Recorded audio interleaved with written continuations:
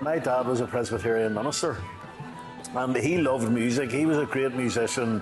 He played the piano by ear and he was a great singer. So there was always music in our house, but not really trad music. And I sort of thought it was one of those, to be honest, quite stupid things about life in Northern Ireland. Sort of some people feeling they own traditional music and some people feeling they're not allowed to own it or enjoy it, you know. So hopefully in a very small way this is starting to get over that.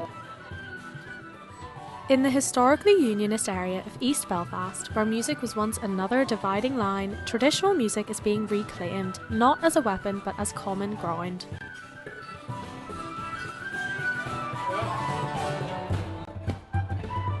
This is the story of the musicians who are reminding a divided city that some songs are still meant to be shared.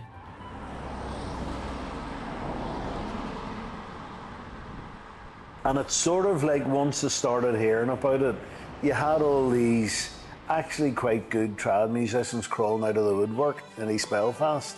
People from the sort of communities that are mostly represented around here are sort of fans of trad, but more recently they've done it in private.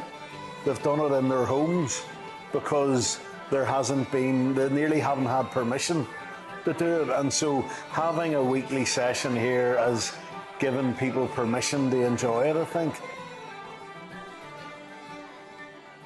It's not just seasoned players who found something special in the weekly session. Young locals are joining in too. Katie has lived in East Belfast her whole life, but she had never been to a trad session before one was set up in the hearth, and she appreciates now having a place to celebrate her culture so close to home. Post-Troubles in East Belfast has been quite segregated still, nearly growing up especially you notice it. So having a trad session is really inclusive and really progressive, I think, for this side of Belfast. My mum is from Donegal and dad is from Lisburn, so I've grown up in a mixed marriage household. So I think now having access to trad sessions, it's nice to have something for us all to enjoy, like so close to home and literally like on the doorstep. So it's so nice to just be able to enjoy that with everybody. And it just seemed really fun and really welcoming and inclusive. It didn't feel like if you had never been, you didn't feel like an outsider. Another regular at the East Belfast session is musician Gary Duffy. Having grown up in a nationalist area, the political divide in the music of Northern Ireland became clear to him at a very young age. It's funny because that's a wonderful and a true story. The first instrument that I ever had in my hand at 6 years of age, 7 years of age, was a harmonica I got for Christmas. The first melody that I ever learned and that my granny had taught me was God Save the Queen. I lived in an area which I was quietly and quickly told that I shouldn't be playing that, but I still played it proudly because to me music didn't have any boundaries, and to this day I carry that in my heart and soul. Gary has both performed and studied traditional music for many years and is passionate about bringing visibility to the cross-community nature of trad music in Northern Ireland. He hopes that perceptions about where trad music belongs are changing. It's in my DNA just to get back what's given to me. I believe that we have a shared tradition, that it comes from the same melting pot. There's so many traditional musicians that have shared in the repertoire of reels and jigs, but also marches and hornpipes from the Orange tradition. Why shouldn't we let it be a bridge rather than a boundary that we shouldn't cross? To me, the traditional music has always been a platform for inclusivity. Belfast particularly has a huge and a wonderful celebrated flute and fife tradition. It is emulated across all continents by diverse cultures everywhere, and yet sometimes it's a stick to beat each other with. Why can't we not celebrate it together? Shanghai Mill, also known as the Swallow's Tail. Shanghai Mill marched on the 12th, Swallow's Tail played in sessions everywhere. The very same melodies appear in both traditions, identical tunes known by different names. But many in Northern Ireland still see trad music as exclusively for the nationalist community. So, through musical performances in East Belfast, Gary and David have worked together to show people that trad music is everyone's music. We'd never ever want to diminish or taint each other's tradition. If anything, respect it more by going back to the simplicity of what we share, the commonality. We all want to sing, we all want to play music, we all want to dance. Why can we not do it together?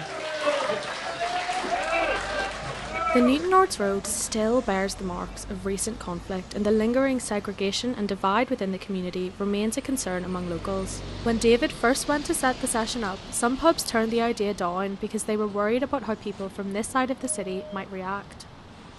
It's a sort of thing related to the Troubles, you know, and what happened is that people retreated in the Troubles, and there were a number of like casualties in a metaphorical sense, and that idea of, you know, people started defining themselves by sort of what they did do or what they didn't do. And when I talked to the owner of this place, he just said yes immediately, let's do it. We had a wee bit of resistance from some quarters online and just locally here.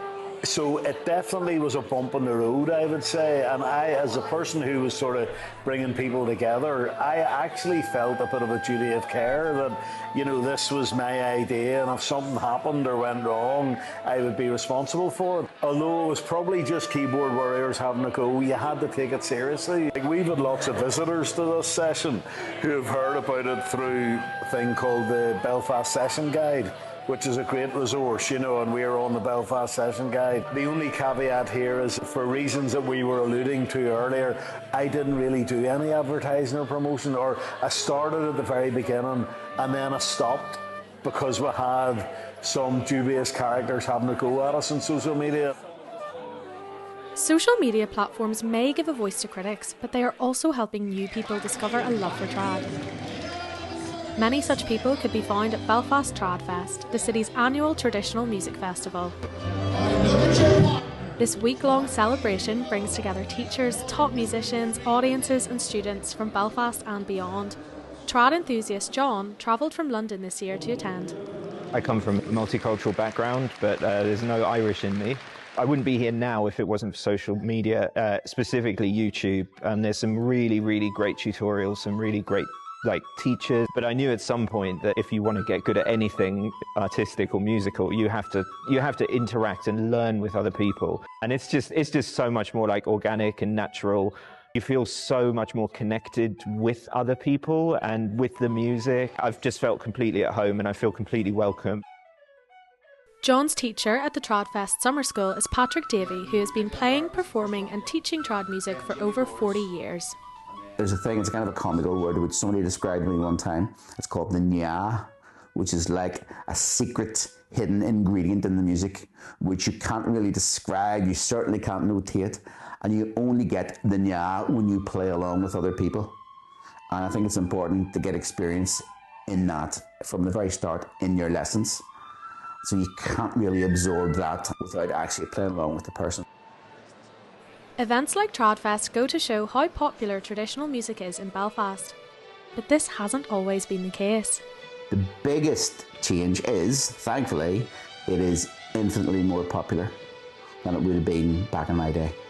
It was almost like a hidden underground movement at times. But now it's very mainstream. Back in those days, it was still the Troubles. And going out was, you did a bit of preparation. It's not even remotely an issue for any of us. It's something which everybody has ownership of. Change rarely happens overnight, and as confidence in the East Belfast session grows, new milestones continue to mark its journey. The most recent step for the session here came quite literally in the arrival of dancers. From shortly after we started, people were asking me about dancing, and I actually put them all off and said, no, look, we don't want to do too much too soon. And I just thought all I'd need is the wrong sort of person to walk in and have a look. I had always put off the dancing because I didn't think we were ready for it. And then I decided to go for it. And the first night we did it, I have a 17-year-old daughter, and her best mate is a great Irish dancer and goes to an Irish dancing school in the Presbyterian Church here. And actually the dance classes are on a Thursday night. They're actually walking past the door of the pub on the way home. I said, would you not stop in sometime with your hard shoes on and give us a few, think we're ready for you now? And she said yes, and she brought 3 of her wee mates, and they danced just along that bar there on the tiles. And And there were all wee local girls who learned how to dance in the Presbyterian church. Honestly, they brought the house down, and I was quite emotional that night because I just thought that was another wee milestone in the journey.